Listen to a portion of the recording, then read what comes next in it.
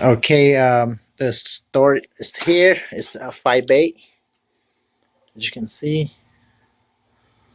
had the power, individual power. That's why I bought these, because I like to turn on, turn off whichever drive I want. I don't want to plug in and all 5 drives running at the same time. That's why I get this one.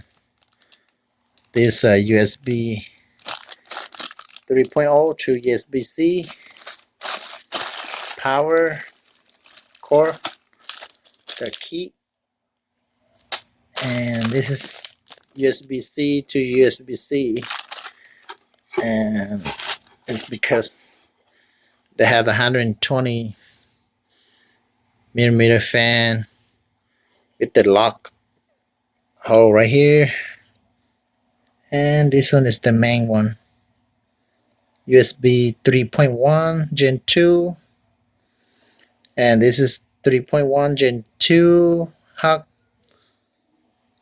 power switch, and that's the power for the storage. Okay, then this is the unit itself, or the cable.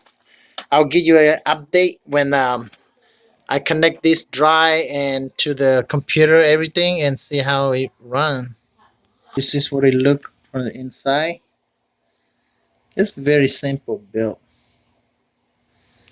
Just slide the 3.5 drive in there and just close the door.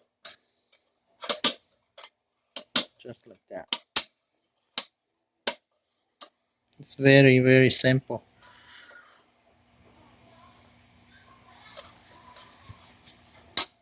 And on the bottom here, just the rubber feet.